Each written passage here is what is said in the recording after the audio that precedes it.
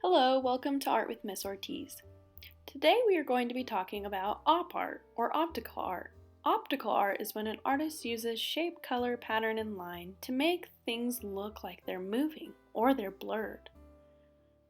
So this is my optical art. I used a heart to create my picture. Today our supplies, we're going to need a piece of paper, a pencil, a Sharpie, colored markers, whatever kind, and a black marker.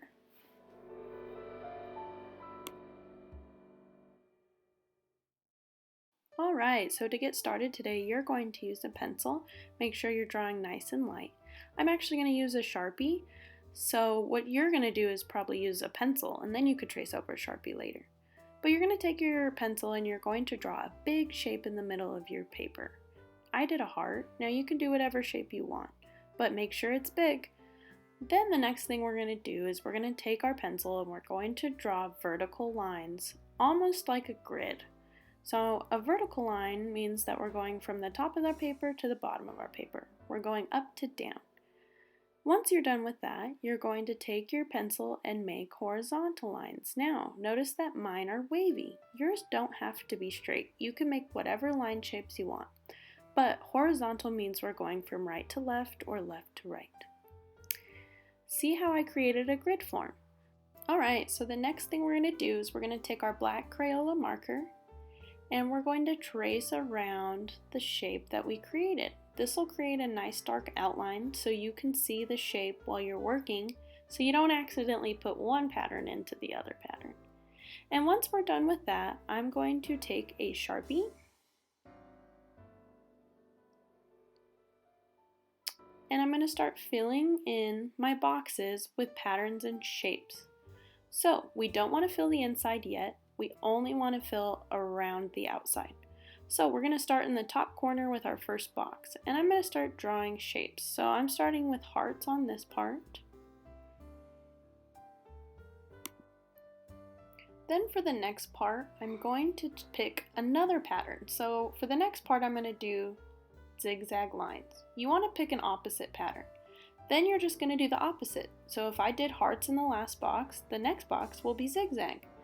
Then the next box will be hearts. Zigzag hearts, zigzag hearts, and you're going to do that all the way across your paper.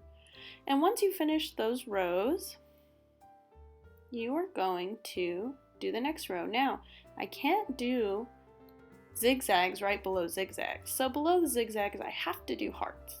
Then I do zigzag again, so it almost looks like a checkerboard. Now I want you to notice how I'm not touching the inside of my shape. So now I'm going to fill in my shape. Now, this is where it gets a little complicated. I'm going to do the opposite of whatever is in that box. So see how the top is zigzag? I'm going to do heart on the bottom. Everything that's inside the shape is going to be opposite of what you did on the outside. For example, let's do the next box here in a second. So on this next box, it's hearts, right? In this square, but see how the little corner is part of the shape? I'm actually going to do zigzag in that.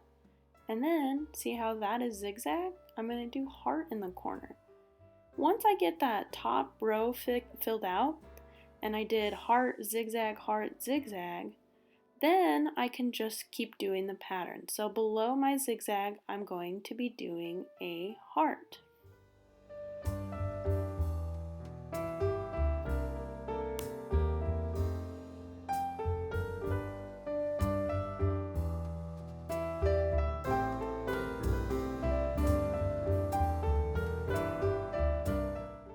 Alright, so let's talk about colors before we start coloring today. We're going to go a little bit over the color wheel, but mostly we're going to be talking about complementary colors today.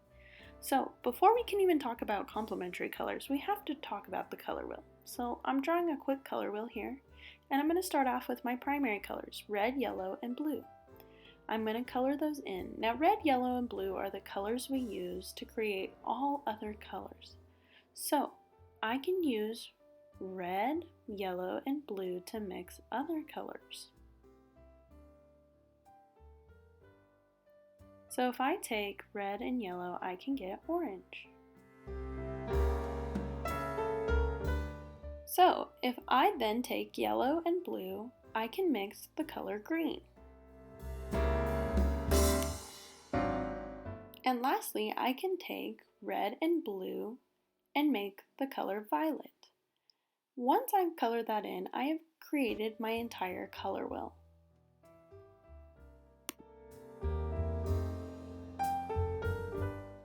So now that I know the color wheel, I can start talking about complementary colors. Complementary colors are colors that are opposite on the color wheel. So red is across from green on the color wheel. So red and green would become complementary colors. Now, then I have orange and blue. Orange is across from blue on the color wheel, so orange and blue will be complementary colors. And finally, I have violet and yellow that are across from each other. And those will be my last pair of complementary colors. And now we are ready to start coloring. To color, you're going to pick a pair of complementary colors. I picked red and green. Now, I'm only going to color the outside boxes, nothing inside my shape. For the hearts, I've chose to do red. And then for the zigzags, I have chosen to do green.